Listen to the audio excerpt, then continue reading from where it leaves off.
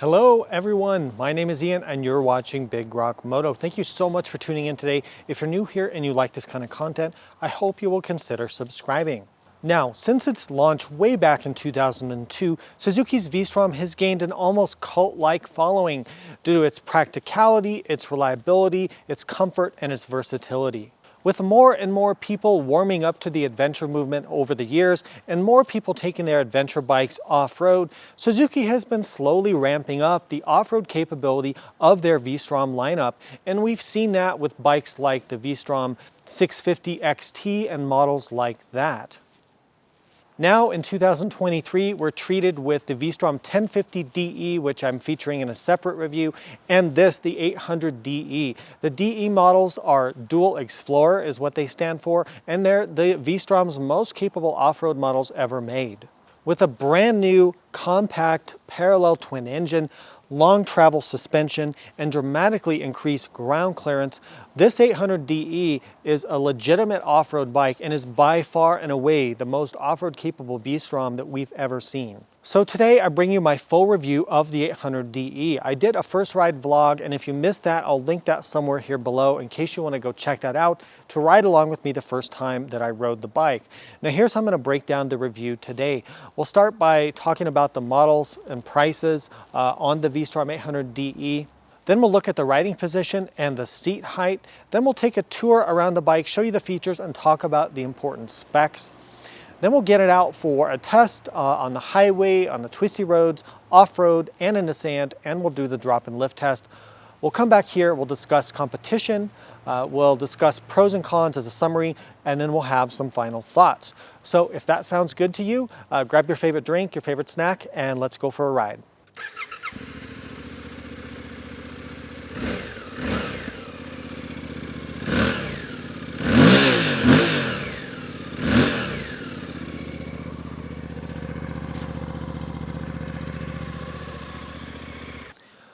All right, let's cover the models and prices for the new V-Strom 800DE.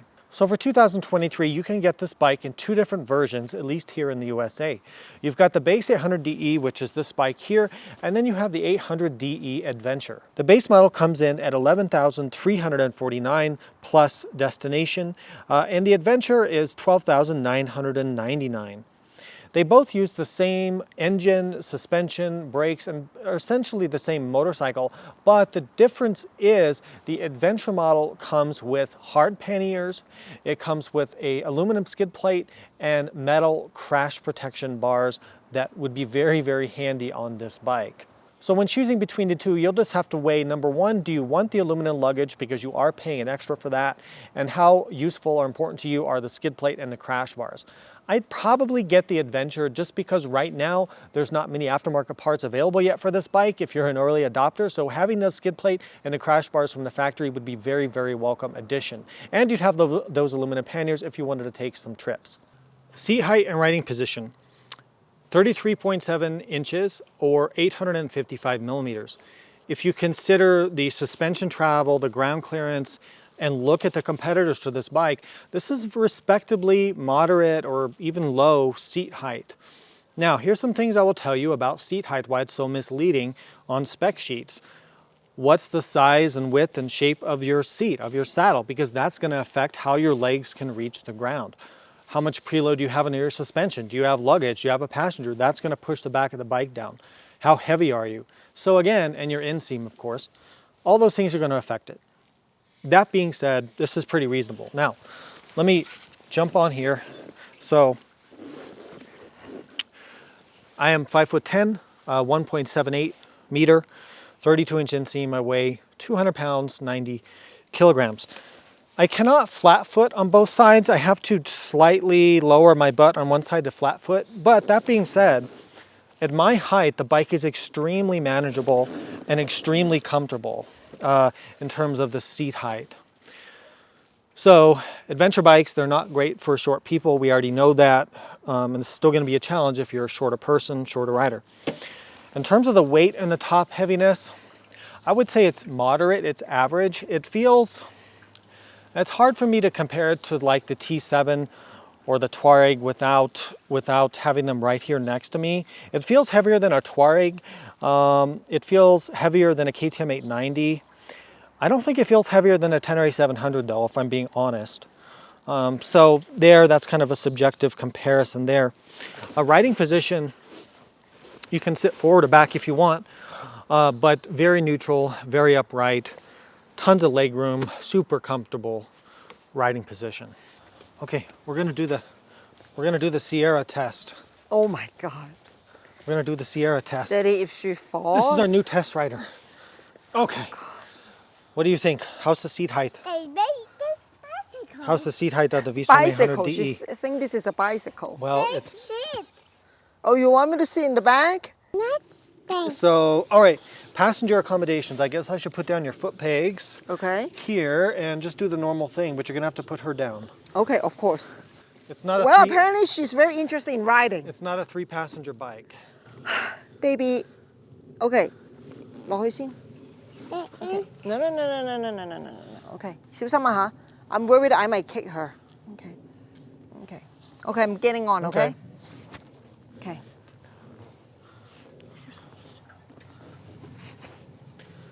All right, tell us how you feel. It's pretty comfy.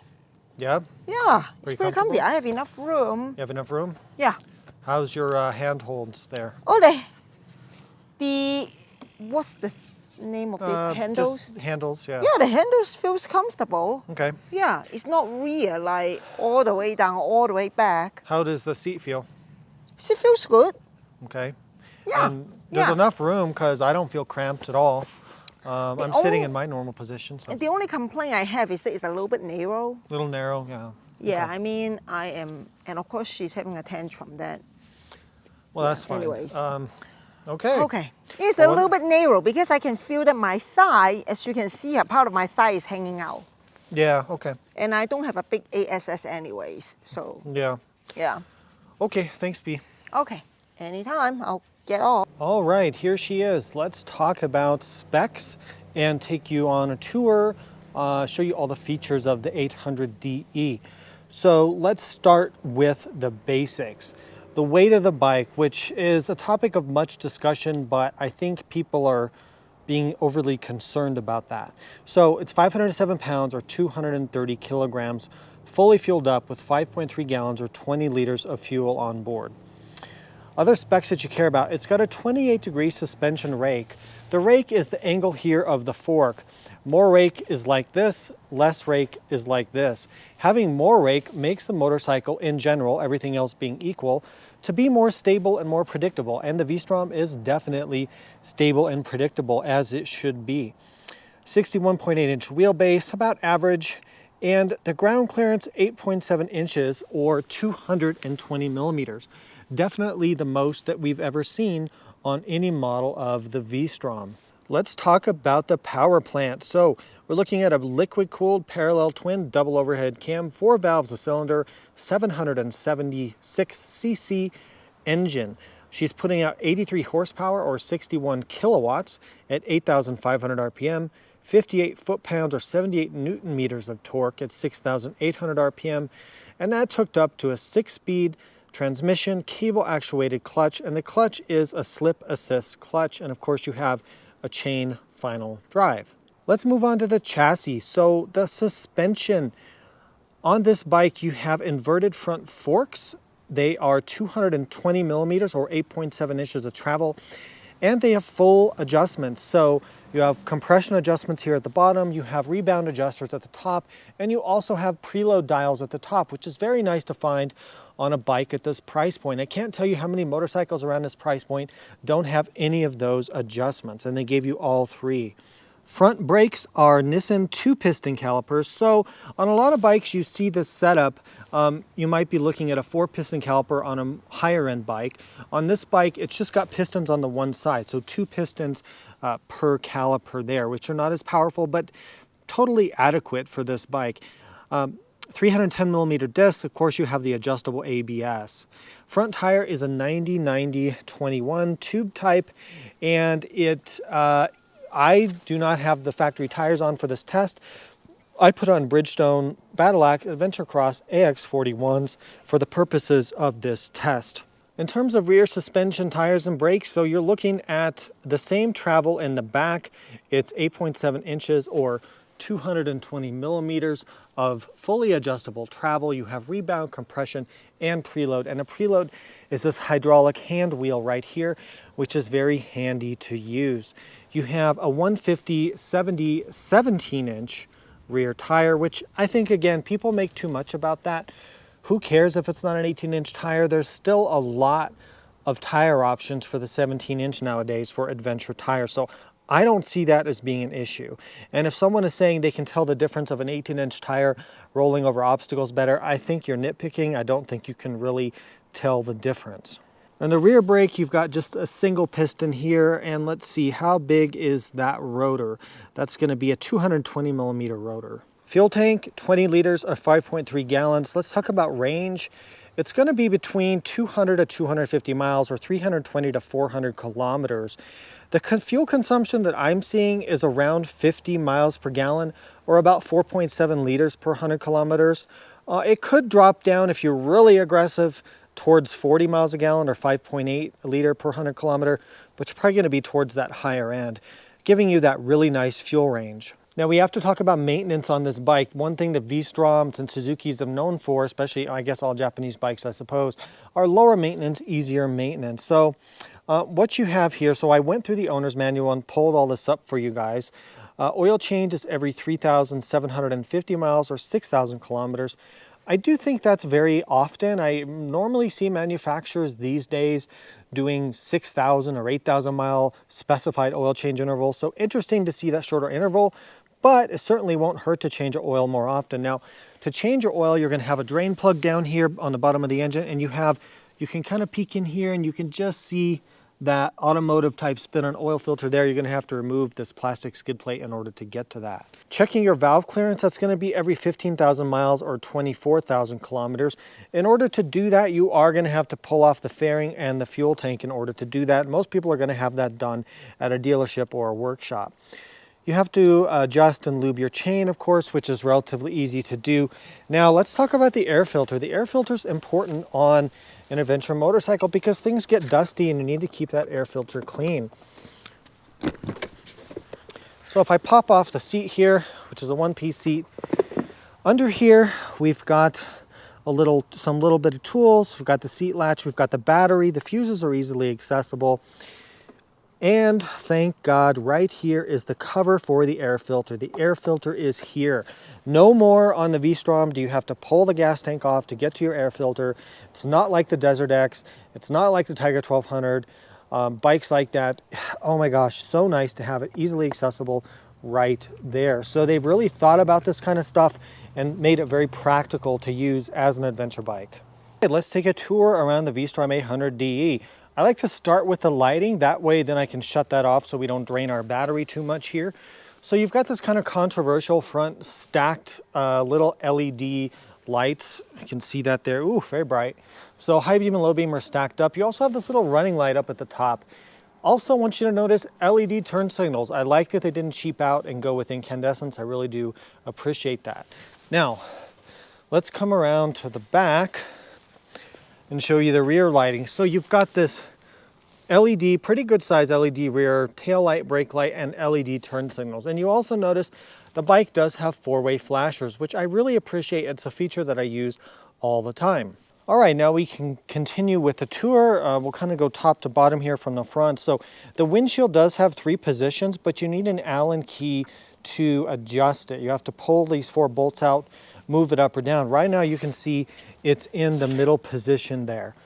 Now the Allen key is under the seat if you want to do that when you're out on your ride. You've got the front beak, this model. So this is the gray and yellow model with the black wheels. They also have a model that has gold wheels, which is a different color scheme, and then the adventure model has its own colors as well. Fork protectors, we talked about the suspension. You have the lower front fender as well. I mentioned that this is not the factory tire. We talked about the brakes already. The radiator is under here, under these side plastic. The side plastics are, you know, they don't have a lot of rigidity to them or anything. So, you know, again, some kind of crash bar, I think. It's going to be good if you're going to be using this bike in rugged off-road terrain and plan to drop it or crash it. You can see the radiator here is, you know, might be a little bit vulnerable there. Working our way around the sides of the engine. The engine's a fairly compact unit. It doesn't stick out too much, maybe like the Africa Twins do, so I like that. Oil sight glass, looks like your water pump, your exhaust, oil filters in there. We can talk about the skid plate. So it comes with this plastic skid plate, which is not too bad. You can also see it's got these frame component here that runs kind of underneath, goes below the exhaust, and it looks like it's got some mounting points. I'm not sure if these are for crash bars or what. And kind of trying to get down underneath here, show you under. So here's underneath what we're talking about, skid plate, exhaust. You can see that they've run the skid plate, and there's also a metal cross member right here that kind of is part of this metal frame that goes under that exhaust. So this is a huge improvement from previous V-Stroms. You can see the frame coming down here and then the detachable subframe. The passenger pegs are detachable with a bolt. The foot pegs, you can take this rubber part off, which a couple, you know, some screws on the bottom. The brake lever is pretty good size, and it has this kind of a little protector here, I guess, for your boot or whatever. I'm not really sure the purpose on that. Working our way back around, the exhaust is, you know, big and bulky and kind of ugly, I'll admit to that. Rear shock preload adjuster. Now, this part is something we should pause with for a second. So remember on the Tenere 700s, one thing with that bike is, unfortunately, this bike is reminding me of the T7. So it's got this exhaust hanger that's welded onto the subframe here. And the potential issue with that, and I say potential because there's no way to prove this yet, but if this takes a big impact from a drop or a crash, you could potentially bend this part, which is part of the subframe. So I would have liked to have seen a bolt-on, you know, exhaust hanger here instead of this weld-on hanger. But only time will tell if this is actually an issue or if it's just an imaginary issue. But people have asked about that, so I wanted to point that out. Rear brake, axle, we talked about all that. The grab handle, so it comes with a pretty good rack standard, some good tie-down points, nice passenger grab handles. The seat is super supportive, comfortable, not too hard, not too soft. I'm a huge fan of the seat, and I don't think I would need to upgrade it if I was going to buy this bike. Rear fenders, not too big and obtrusive. Talked about the lighting setup. Down here we've got our chain, our rear wheel, the swing arm, everything pretty normal. You've got your seat release right here. The shifter, so the quick shifter, you can see you've kind of got some wires here for the quick shift mechanism, which is standard. Everything here looks pretty well made in Suzuki fashion, pretty stout. The kickstand attaches to, this looks like, yeah, an extension of the frame here. So it doesn't mount to the engine like on some bikes, which can be a real liability. They're mounting it to a frame point, which that's a nice thing to see. Okay, some cooling hoses, the side of the engine. You've got kind of this plastic part where your knees kind of rub up against the tank here. So now let's move up. We've already looked under the seat when we talked about maintenance. Let's move up to the handlebars and controls. Your fuel tank is your typical fuel tank, opens with the key. Clutch lever, you don't have any reach adjustment on the clutch lever, and you do have a cable actuated clutch. The handguards, you know, that's what you get. They're more of a wind deflector.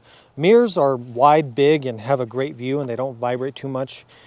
High and low beam switch, passing switch, up and down to control your traction control and ABS. Mode button to switch through that. I'll show that in a second. Turn signals, horn. Handlebars are nicely finished. You can adjust the angle, of course, here. Pretty good sweep to them. Four-way flashers, switch there for the stop-start. You have an adjustable reach on your brake lever, so at least they gave you that. Let me sit on the bike here so I can show you the dashboard layout. Also, at the top of the forks, you'll notice you have the rebound adjustments here and the preload adjustments for the fork. And another thing to notice, it does say 90 plus octane required or recommended. You're running a 12.5 to 1, I think, compression ratio, so they are recommending that premium fuel. But honestly, I mean, if you put 87 in it, it's a Suzuki V-Strom. I don't think it's going to change anything. I think it would be just fine. But don't tell Suzuki I said that. Now, the dashboard, the TFT, I really like this TFT. I hope you can see it on the camera. It's just super intuitive to use, well laid out, crisp, bright, big, easy to read. One of the best in the business right now. You can control things here. If you hit mode, then you go between your traction control, drive mode, and ABS. So you've got 4 different traction controls. You've got 3 different drive modes, A, B, C. C is rain mode, B is kind of soft, A is more aggressive. ABS intervention levels, which you have 2 levels, and then you can turn it off to the rear wheel. Big gear position indicator, big fuel gauge that's accurate, trip computers, thermometer, air temperature, tachometer, clock, and then you have indicator lights here to the side. Everything's really easy to read, and I really do appreciate that. So if you hold down the up arrow there, you can go into your menu and you can configure some things in here. We've got ride. If we go in here, we can set RPM, quick shifter. If we go into info, we can get information on when our next service is due. If we go into settings, we can change our brightness, day, night. So if I switch it to black, you'll get a black background. I actually prefer this, and I kind of found this out later after I filmed the bike. I really prefer, and I do this on all my bikes that I test, I prefer the black background at all times. It's just something I like. So I'm going to go ahead and leave it like that. Unit, daytime, system info. So not too much there, and everything's really easy to navigate. So if we go back here, now you can see, it doesn't look as good on camera, but I kind of prefer that. It's just a nicer setup in my opinion than having the white background. But both are very legible. Another thing I should have mentioned, you have this GPS bar up here. It's a 12mm bar. Rob over at Moto Pumps, who makes the GPS mounts, he already reached out to me and asked about this. So it's going to be easy to mount up a GPS mount up here. I don't know where you're going to tie into power, but speaking of power, there is a USB outlet right there. So it's nice to have USB. If you get a quad lock mount for your phone, you can plug your phone, charge that, or charge other devices in a tank bag. GPS wiring or lights or whatever, you're going to have to get more involved to do something like that. But I like to give you, you could also get a phone mount and put your phone up here if you wanted to do that above the instruments. All right, it's a hot, windy day here in the Banning Pass, like pretty much every day. It's always windy like this. There's just, man, there's nothing I can do about it. So we're going to jump on the freeway and do a freeway test of the V-Strom. I've mentioned in some of the other content on this bike that, it's a really good highway cruiser bike because the engine's pretty tall gearing and it's pretty comfortable. So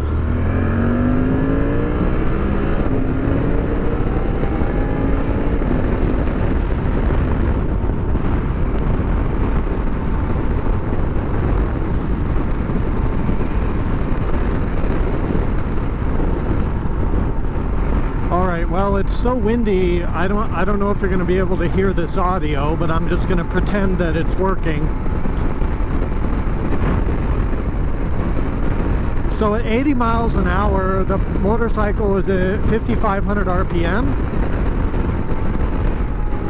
At 70 miles an hour, we're just just at 5,000 RPM.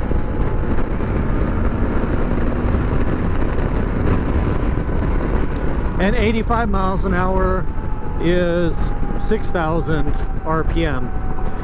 So the engine has very little vibration. You can feel the tiniest bit of buzz coming to the handlebars between 5,000 to 6,000 RPM, but not much. The foot pegs are smooth. The seat, I don't feel anything through the seat. The bike feels fairly relaxed, even at 80, 85. Doesn't feel stressed. Feels like it'd be just fine doing that all day long. Now the wind protection is not very good. You don't have a lot of wind protection here. But once you get above about 70 miles an hour, especially when it's just ridiculously windy like this and gusty, the wind is hitting me about the bottom of my face shield, so creating a lot of noise. So a taller windshield would be good if you're going to do a lot of highway riding.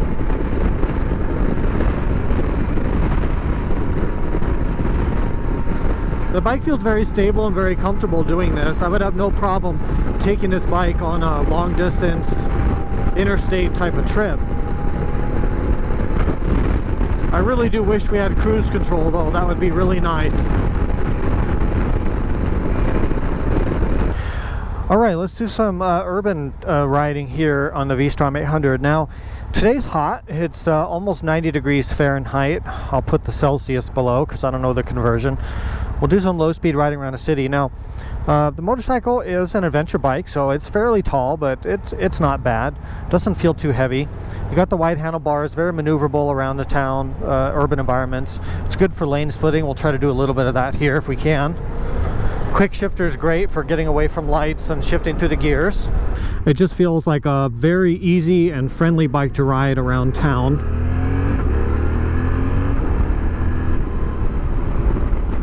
Up to the speed limit here. Yeah, feels great. Now, engine heat. Okay, there is engine heat. So unfortunately, almost all of the newer motorcycles that I've been testing lately, whether they're adventure bikes or not, although the adventure bike seems to be particularly bad, whether it's an Africa Twin 1100, a Tiger 900, a KTM 890, the Touareg 660, they all kind of cook your legs when it's hot and you're riding slower. The V-Strom 800 is, I would say, average. It's not any worse than those bikes. It's not terrible, and it's not going to be a deal breaker for most people. It is something you need to be aware of, but unfortunately I'm finding that so many of the modern motorcycles have this problem. I think, you know, because they're having to put the catalytic converters in, they're having to reduce the emissions. I don't know, it seems to be a byproduct of the Euro 5 kind of, or whatever emission requirements there are. It seems to be getting worse with the engine heat. I do feel my legs, some heat on my legs.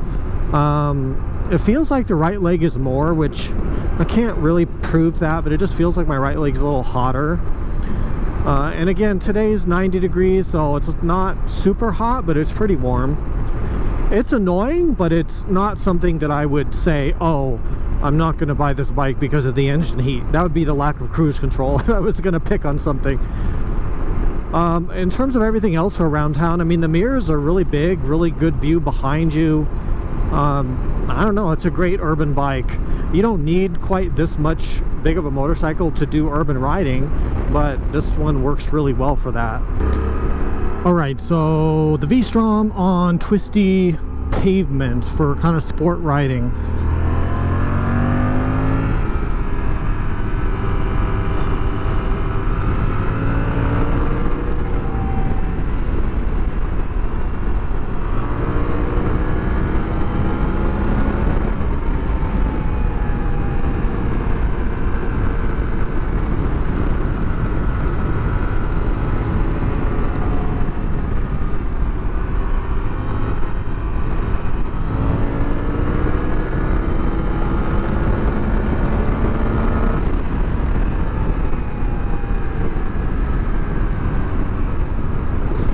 Alright, so the 800 V-Strom is not going to light your world on fire with a huge amount of power or anything, but that's not what it's designed for. It's designed to be a reliable, solid adventure motorcycle that you can do everything with.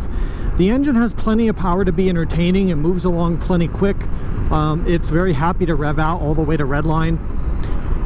We've talked about the engine a lot. The handling in the corners is very the whole theme with this bike, I really like what they did with it. They went the route that I totally support, which is stable and predictable and easy and comfortable to ride. It's not super flickable or fast to get into corners. You have to give it a little bit more bar pressure, you know, to get it to set into the corner, but that's okay. Like, I'd much rather have the stability and the confidence with that 28-degree more relaxed rake angle than have a twitchy bike. I don't like twitchy handling adventure bikes like a Tiger 900 or the 1250 GSs. I strongly disagree with that approach. So I like what they did here with the geometry. And actually you can corner the bike very well. I mean, you have plenty of clearance, you know, you've got, it's just going to depend. You've got wide handlebars for leverage, so it's going to come down to your riding ability and confidence, the tires you have on the bike and things like that. But all adventure bikes like this, they tend to make very good sport touring bikes because they may not have a ton of power as these mid-sized bikes, but they handle great and they're not difficult to ride. The power's not going to like scare you if you're a little bit newer rider maybe. So I like it. I think it's great. It's just you know, it's the V-Strom way. Like, it shouldn't be too exciting or too scary or too crazy. It should be safe and predictable, with a good amount of power and good capability, and that's what they did with the 800, and I'm happy to see that that's the approach they took. Alright, off-road test of the V-Strom 800DE. Now, I covered quite a bit of this in the first ride blog, but here's the differences now. I've changed the tires out to Bridgestone AX41s. They're a sensational tire, except they wear out like butter, but they hook up great. So I did that. I rotated the handlebars up or forward about 2 degrees to give me a better standing position, and that's about it. Now, we still got the factory bash plate and stuff. We don't have crash bars, so we can't get too insane. V-Strom's very easy to ride off-road. The suspension's pretty compliant. So let me just jump on and show you. We're also going to take it into sand and do the drop and lift test while we're at it. Even though we already kind of did a little bit of that in the first ride blog. So for off-roading on this bike, I like to go in here. It's super easy to switch your traction control. So you just go to G mode. I prefer that unless I'm in like deep sand, then I will turn it off. It gives you a lot of wheel spin still in gravel mode. Throttle response is good, and ABS, yeah, that's right, we need to turn that off. So you have to hold this button up and you get ABS off to the back. Now when you cycle the bike or turn it off with the key, it's going to reset that, which is annoying, but that's fairly common on some bikes. At least it holds your traction control modes, unlike some bikes. Triumph.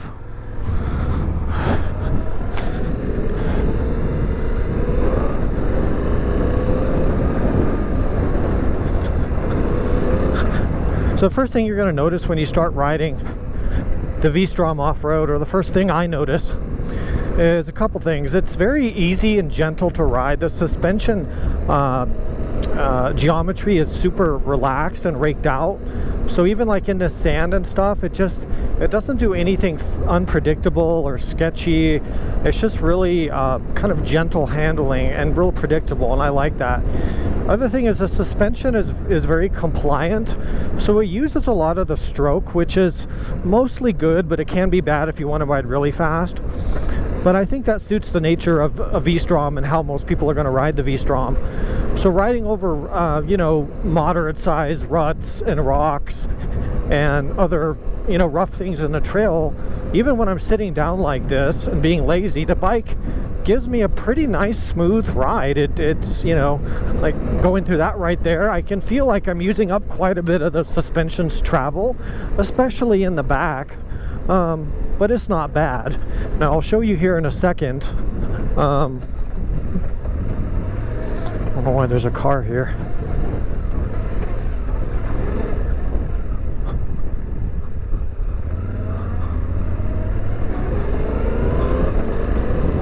I don't know what was going on with that. Shouldn't be doing that on a public road. So let me stand up, get into position, and start riding this more aggressive.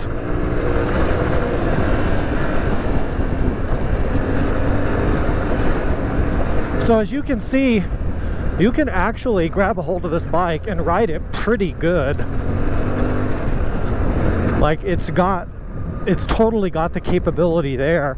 All you would need to do would maybe be have a suspension shop kind of tune up the suspension and increase the spring rates, but it's very happy to tear along this trail pretty aggressively. Okay, yeah. So I bottomed out the rear shock, slamming into that, but to be fair, I didn't bottom out on that one. To be fair, almost all the adventure bikes, I didn't bottom either. I jumped off that water bar. To be fair, most of the adventure bikes I test will bottom out on those hits there, including my KTM 890.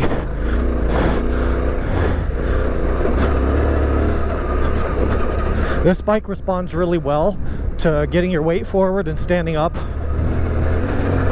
Now when you do slide it with the throttle, when you start doing some power slides, because it's a, you know, pretty good wheelbase and you have that stable suspension geometry, it's really easy to control.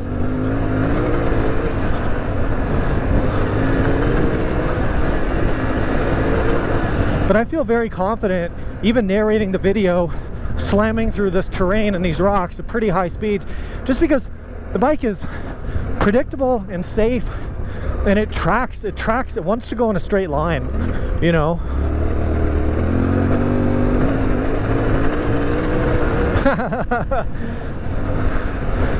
I mean, this thing,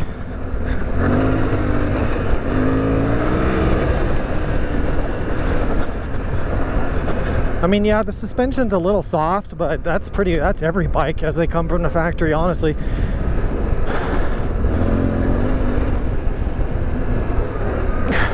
Yeah, you can definitely use up all that suspension stroke for sure.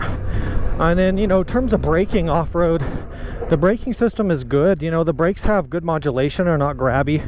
I've got the rear ABS off so I can slide the bike into a drift like that. The front ABS is still on, of course. But that's another thing, like, this bike doesn't feel as top heavy as a lot of adventure bikes do. So doing the slow speed maneuvers, slow speed work, tight U-turns, sliding a bike around, getting more advanced, it feels really very easy and maneuverable to do that with, which is kind of surprising, because when you get on the bike and lift it off the side stand, you feel like, this bike does feel kind of heavy, but it doesn't seem to translate into actually riding it. That's why spec sheets, you know, you really can't trust spec sheets.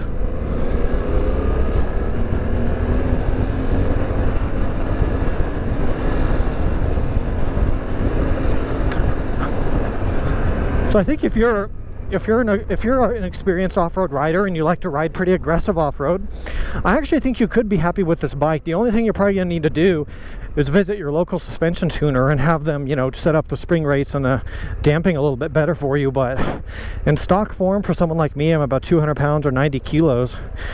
I can still ride it pretty fast before I start having issues with bottoming out. The clutch, so like super easy throttle and clutch engagement, like just very easy to maneuver this bike. And look at the steering lock. The steering lock is very good. It's like an Africa Twin or something like that. All right, let's do the drop and lift. Even though we did it once in the first ride blog, let's do it again. So the concerns I have would kind of be this fairing, the radiator under there, maybe the engine case as well. I can't remember what side we did it on last time. I think we did it on the other side.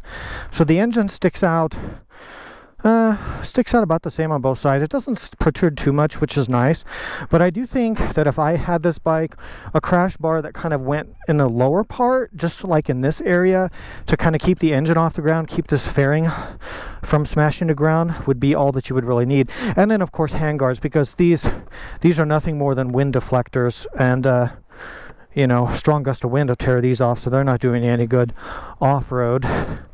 So let's lay it down and lift it up again. So last time I did this, I proclaimed it was a lot easier than a T7, easier than an Africa Twin. That's the thing about this bike. It doesn't really make sense, because you think, well, like, it's 507 pounds, but it doesn't really seem to behave that way for some reason. So anyway, let's gently lower her down. Okay, now that's the same problem. I'm gonna break that handguard. That's the problem. So the fairing is almost touching the ground. The foot pegs, yeah, the stuff, the rear peg, stuff like that. If I rotate the bars a little bit, poor handguard, poor mirror.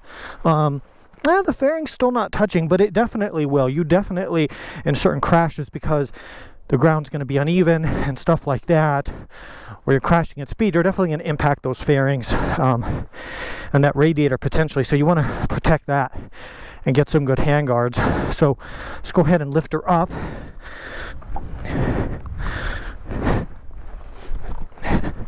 It's really pretty easy to lift. This is like the third or fourth time I've done it on this bike, and that's totally not bad. Totally doable. Definitely easier than a T7. Definitely. I would say a little bit easier than an Africa Twin. Desert X, kind of in that category. KTM 890, so not bad. You're still going to need to practice your lifting techniques and be careful with your back, but yeah, not bad at all. But if you buy it, I would get Suzuki has crash bars because they come on the adventure model. Get something to protect this. Get some handguards, you're good to go. Okay, let's do the sand test on the V-Strom sand wash.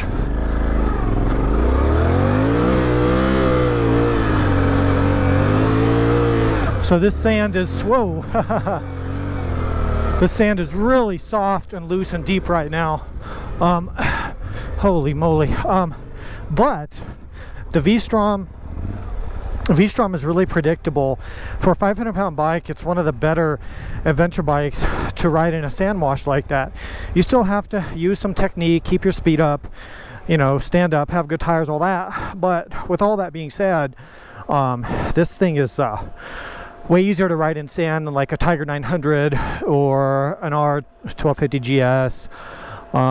It's probably similar to like an 850 GS or a KTM 890, something like that. So not bad at all. I would totally be comfortable doing backcountry riding that included deep sand with this bike, assuming you have tires that, you know, work for that. It's still going to be a lot of work because it's still a big, you know, heavy adventure bike. But for a bike that on paper is heavier than a base Africa Twin, heavier than a Desert X and things like that, it really does a great job. I'm just, overall, I would say the off-road abilities of this bike surpassed my expectations.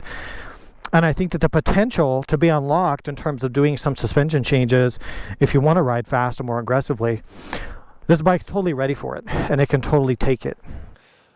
All right, so let's summarize the pros and cons as I see it to this new 800DE.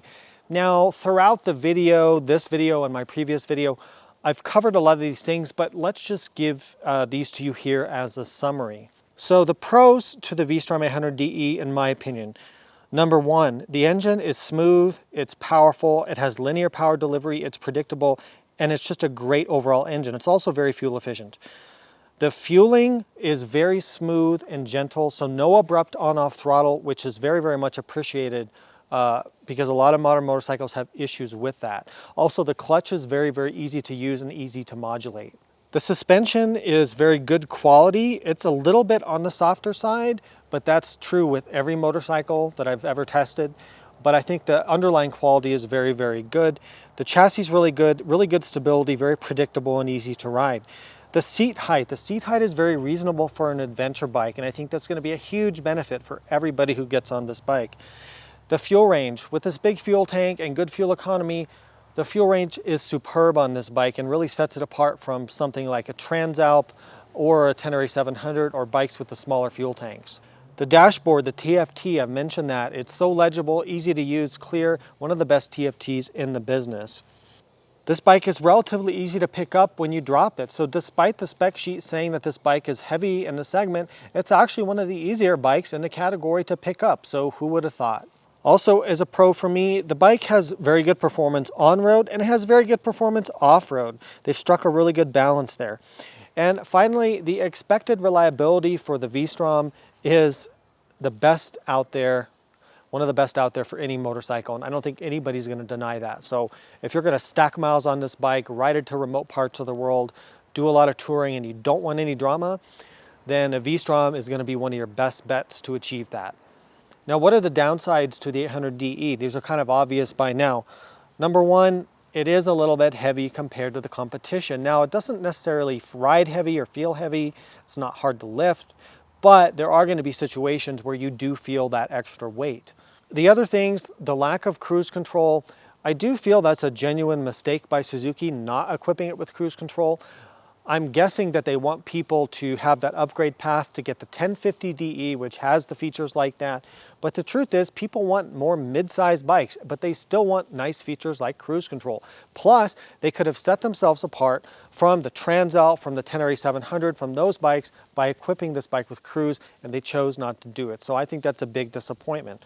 Tubeless wheels. Now, I know a lot of you are saying that's a downside. However, a lot of off-road riders don't like tubeless tires and tubeless wheels. because they're more prone to getting a damaged rim. And if you do damage your rim, how is the tire going to seal onto the rim anymore? If you've got tubes in the tires, you don't have to worry as much about that. Now, for touring riders, which is mostly what V-Strom riders are going to use the bike for, I do agree that tubeless is much, much faster to fix a minor puncture and probably would be better off on this bike to have tubeless. But there's a little bit of give and take there. It's not as black and white as some people make it out to be. All right, so instead of doing my usual stand-up segment with comparisons, let's change things up a little bit for this video. So this is my 2023 middleweight adventure bike buyer's guide spreadsheet, which will be available for download free below. No strings attached, no spam or anything like that, I promise. Now, I've made this available before, but I did update this. I've featured this in some videos that I did earlier this year. But what I've done here is I've taken all the mid-size adventure bikes between 450 and 510 pounds in terms of weight, not in terms of price or engine size, so in terms of weight. And I've listed them all here with all the relevant specifications, features, and I've also given them a rating. So the way that I've done my ratings is on a 0 to 5 scale for 4 different categories with the total points out of 20.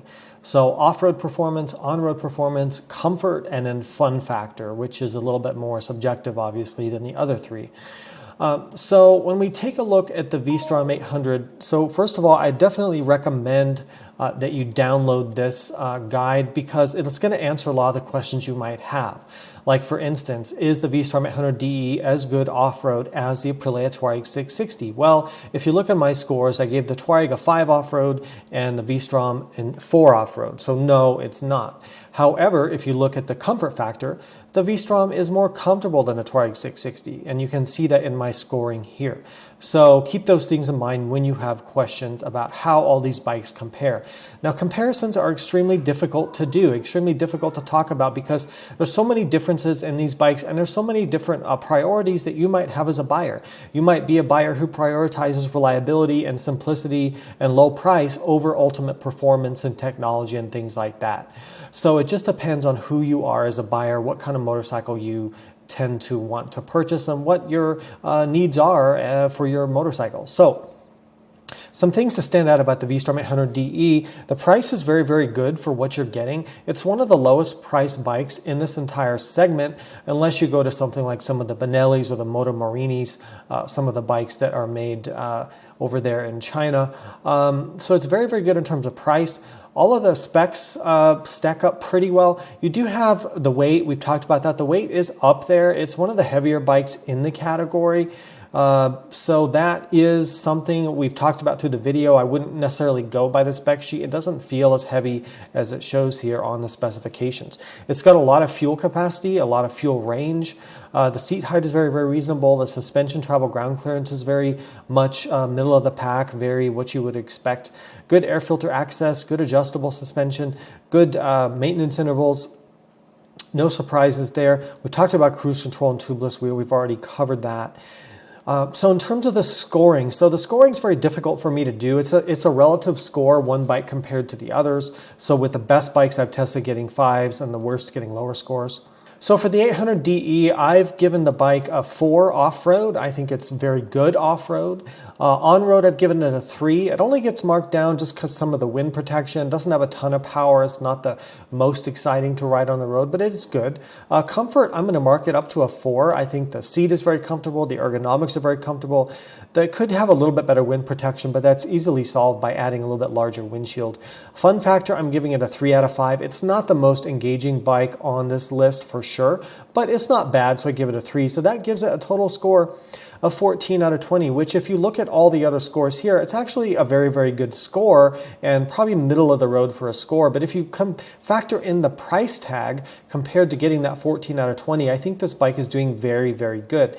Now, again, my disclaimer, these scores are subjective and they're inherently biased, they're inherently unfair just because I'm the one doing it. So keep that in mind. I'm not the gospel on this. Go read other reviews, go watch other videos, listen to other people, make your own opinions. But this is just the best I can do in terms of a comparison at this point. I know everybody wants to compare to the Transalp. I've had a lot of questions compared to the Touareg. The Touareg is more of an off-road bike.